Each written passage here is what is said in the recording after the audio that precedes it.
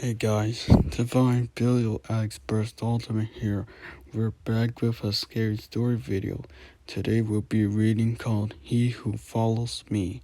He Who Follows Me is a scary story about a man and wife who are followed by ghostly footsteps in someone known only as the Death That Walks. This story is adapted from an old-time radio show called The Hall of Fantasy. It's okay. So this will be a long story, but I hope it will be worth it. So anyways, this is He Who Follows Me. Enjoy. Prologue. Here in my hands I hold the diary of a dead man. He and his wife were friends of mine. Their names were Bill and Helen Maston. The words he has written down tell a tale almost too fantastic to believe. This is what was found written in the diary. The entries end on the date the man was found dead, March 3, 1938. Today, Helen and I came across one of those delightful old southern mansions. We decided to stop and take a look around the place. Helen wanted to take some pictures. Although there was nobody home, we felt that no one would mind us taking a look around the house. We both felt it was a shame that the owners let the place get so dilapidated and run down. It had probably been beautiful in its day. After taking some shots of the house from the front and the side, I noticed a strange building at the back of the house, so we walked back there to take a look. The grounds at the back were more shabby than the front. The building at the back didn't seem so run down. In fact, it was in remarkably good condition. It looked like it had been built a lot later than the house was. I estimated it to be no more than 20 years old. It didn't have any windows and was made of stone, gray stone. Helen noticed that the padlock on the door was broken. Our curiosity got the better of us and we decided to take a look inside. The massive heavy iron door swung open reluctantly. We stepped inside. Although there were no windows, light entered the structure through a skylight in the ceiling. The cold, damp, musty air chilled our bones. There was a large stone block in the middle of the floor, right where the light was coming down from the skylight. That was when we realized the building was a mausoleum, and the stone case on the floor was a sarcophagus, a stone coffin. Although there was nothing else in there, it felt strangely crowded, as if there were things there that we couldn't see. Helen took out her camera. She wanted to get a picture of the sarcophagus. All of a sudden, we heard a man yelling at us. "Hey, what are you two doing in here?" We we noticed the lock was broken and we came in to have a look. I said, "You shouldn't have done that." The man warned us. "We didn't mean any harm," Helen protested. "He won't like it," the man told us ominously. "Who's he?" I demanded. "The thing that sleeps in that stone coffin," the man replied. "You don't notice the writing over the door as you came in, did you? That's a shame, 'cause you didn't know what you was getting into." "I don't understand," I told him. "We weren't trying to steal anything." "That don't make no difference," the man said. "He doesn't care what your reasons were." "Who's he?" Helen asked. "They called him Mr. Thomas when he was living," the man told us. "They call him the Death That Walks now that he's dead. People around here seen him at night. He's dead, but they seen him walking." "I know. I saw, 'cause I seen him myself." Helen rolled her eyes. I think we better go, Bill, she said to me. You don't believe what I'm telling you, the man said. That's all right with me. I don't care what you believe. But you listen to what I'm saying now. If I was you, I'd get away from this place as fast as I could. Not just this place, but this town, this part of the country. Why? Helen demanded. Want me to tell you a little story? The man asked. All right, maybe you'll believe me then. Old Mr. Thomas came from some place in Europe. Europe. I say old, but he really wasn't old, just seemed that way. He bought the house and grounds here and had them cleaned up, so the place looked like it was brand new. Then he started building this here building. There was something funny about Thomas, something in his eyes that made you frightened of him. His eyes, they looked like the eyes of a dead man. He didn't act like anyone I ever knew. He was always talking about death, always telling me how he could come back after death.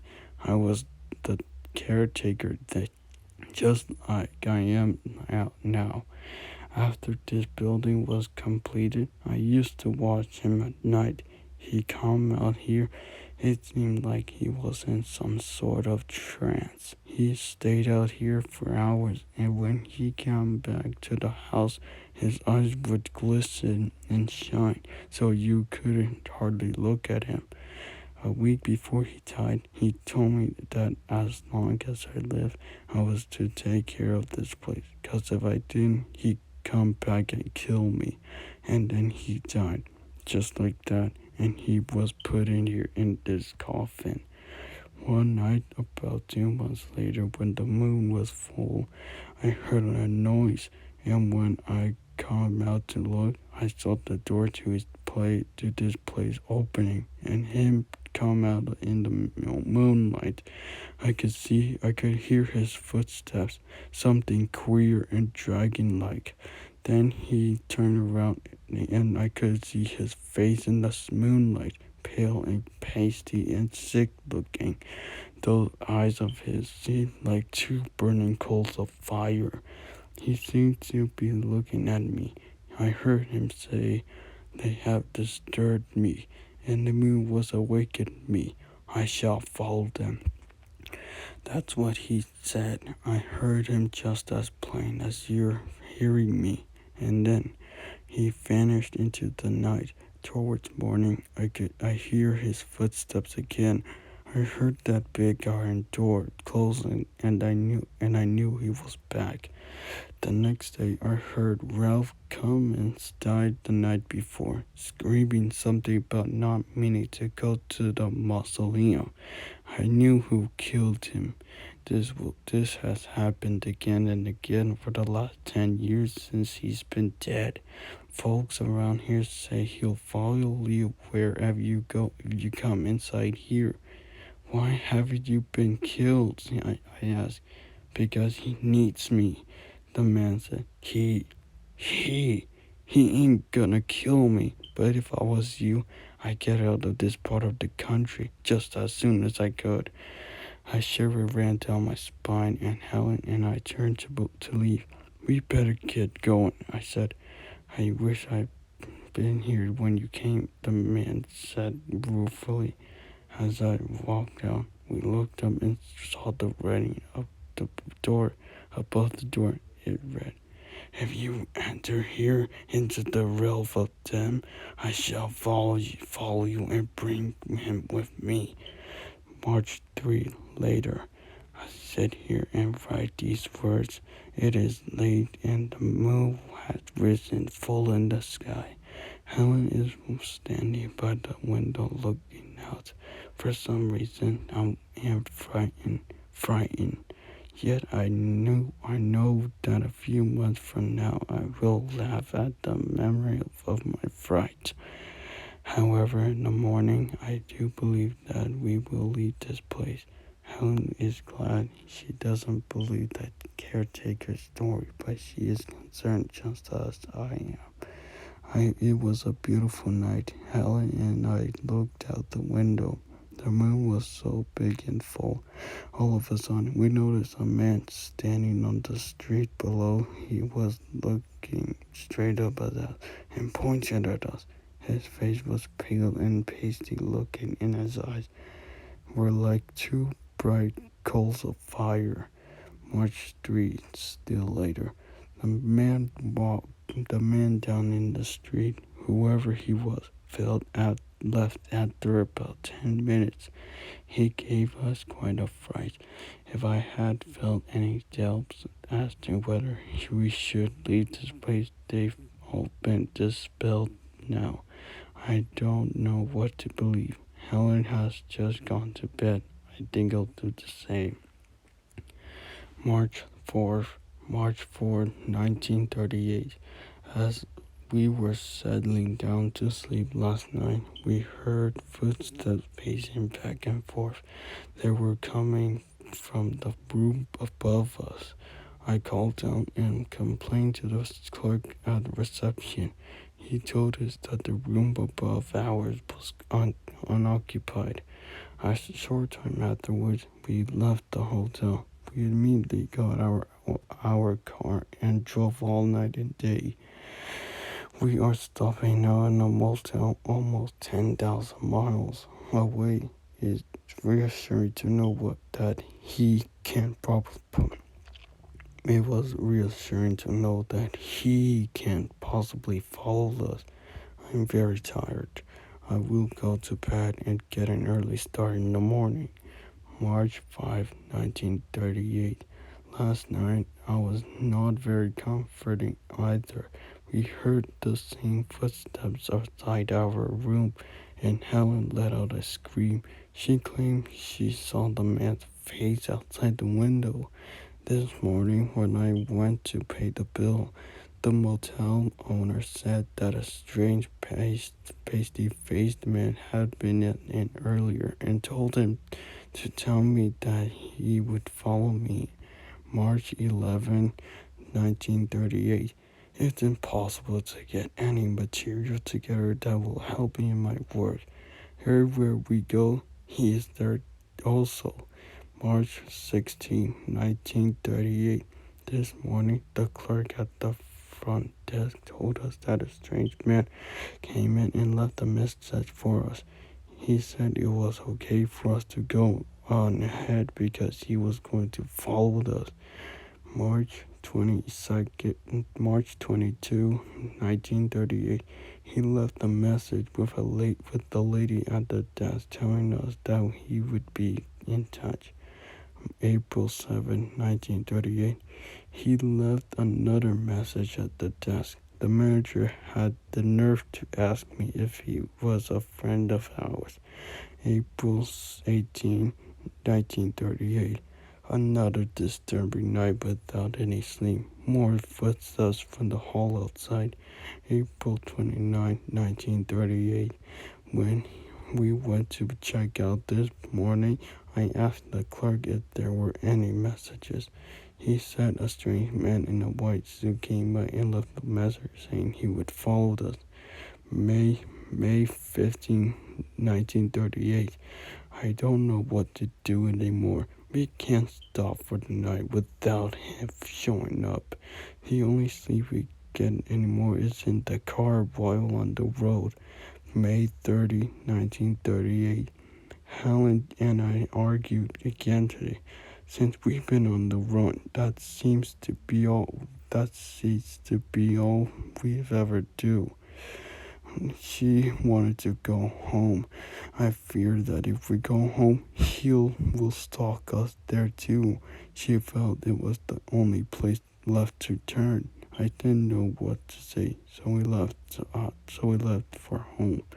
June 23, 1938. We arrived home this evening. I called my friend Gary as soon as we got I called my friend Gary as soon as we got home. He said he'd be out within the hour to see us. June 24, 1938. Gary wasn't able to help us in any way. I really didn't expect any help.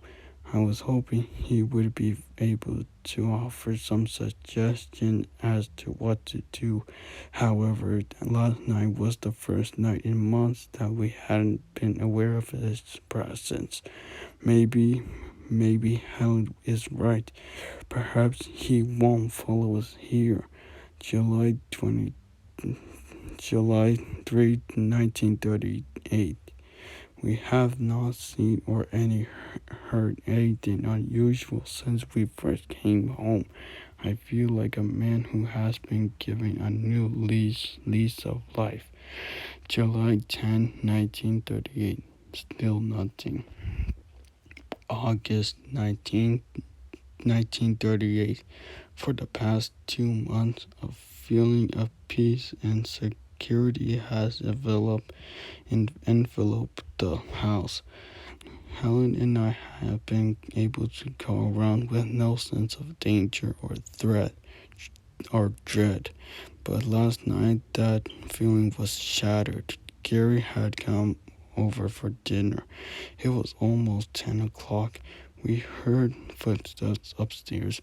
He's back. I gasped. I asked Gary to come upstairs with me to investigate. Helen stayed downstairs and waited anxiously for us to return. We cautiously made our way upstairs. The footsteps sounded like they were coming from the guest bedroom. Gary and I opened the door and peered inside. It was empty. All of a sudden, we heard a scream. It was Helen. We ran back downstairs and found Helen sitting in an armchair. Her eyes were wide open and there was a look of unimaginable horror on her face. She was dead. August 23, 1938. We buried her today. I sit here in the empty house writing this. I know that soon he will come for me too. I write this in the hope that some will find it, read it, and maybe understand my death.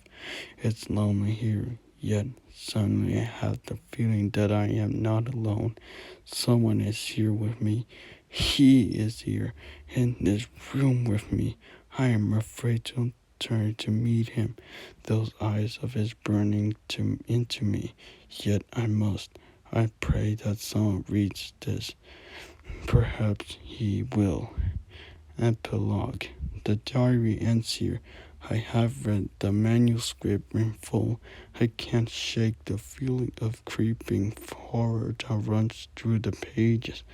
The August 23 entry was the last he ever made. The man was found dead in the very room he wrote about in his diary. There was a look of unimaginable horror on his face.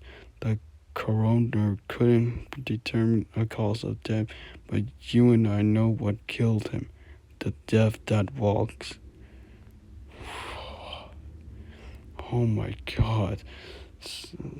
What a creepy story. Well, anyways, so that was He Who Follows Me. So anyway, I hope you guys enjoy this video. Please like, comment, subscribe, and I'll see you in the next story or riddle for you.